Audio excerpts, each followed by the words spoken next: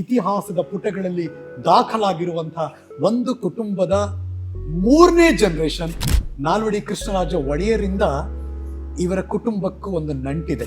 ನಾಲ್ವಡಿ ಕೃಷ್ಣರಾಜ ಒಡೆಯರ ಆಸ್ಥಾನದಲ್ಲಿ ಅವರು ಗಾಯನ ಮಾಡ್ತಿದ್ರು. ಅದು ಚಿನ್ನದ ತೋಡಿ ಹೋಗಿ ಚಿಂದೋಡಿ 2 ವರ್ಷ ಹೋದ್ರೆ 100 ವರ್ಷದ ಕಂಪನಿಯ ಸಂಪತ್ಗೆ ಸವಾಲಲ್ಲಿ ಡಾಕ್ಟರ್ ರಾಜ್ಕುಮಾರ್ ಅದಕ್ಕೆ ಪಾತ್ರ ಮಾಡಿದ್ರು. ಅವರು ನನ್ನ ಈ ಸಿನಿಮಾ ರಂಗಕ್ಕೆ ಕಲಾರಂಗಕ್ಕೆ ಬರೋದು ಈಸಿನಾ? ಆದರೆ ನನಗೆ ಇಂಡಸ್ಟ್ರಿಗೆ ಬಂದಮೇಲೆ ನನಗೆ ಒಂದು ಯಾವುದೇ ಪಾತ್ರ ಅಂತ ಒಂದು ಕೊರಗಿರ್ತಾ ಇತ್ತು. ಕಲಾವಿದರಿಗೆ ಇರಬೇಕಾದಂಥ ಬದ್ಧತೆ ಮತ್ತು ಸಂಸ್ಕಾರ ಏನು?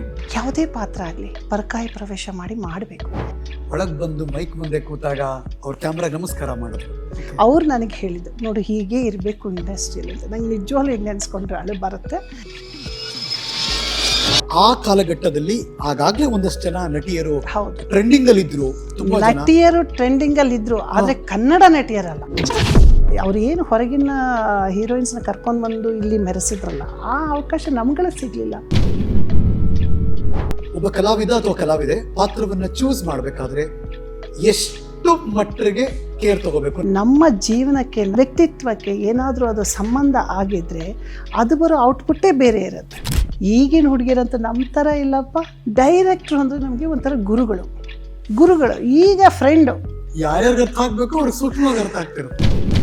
ಜೀವನದಲ್ಲಿ ನೀವು ಏನು ಆಗಬೇಕು ಅಂದ್ಕೊಂಡಿದ್ರು ಅದು ಆಗದೆ ಇದ್ದಾಗ ಡಿಸಪಾಯಿಂಟ್ ಆಗಬೇಡಿ. ಅದೇ ಜೀವನ ಅಲ್ಲ. ಸಿನಿಮಾ ರಂಗದಲ್ಲಿ ಕೆಲಸ ಮಾಡುವ ಒಬ್ಬ ನಟಿಯ ಮನಸ್ಥಿತಿ ಹೇಗಿರಬೇಕು? ಫ್ರಾಂಕ್ ಆಗಿ ಇಲ್ಲ, ತೆರೆ ಹಿಂದೆಗಡೆ ಅವಳಿಗೆ 108 ತೊಂದರೆಗಳಿರುತ್ತೆ. ಅವತ್ತೇ ಸರ್ ನನಗೆ ಸಿನಿಮಾ ರಂಗದ ಮೇಲೆ ಬಹಳ ಮನಸ್ಸು ಹೊಡ್ತು.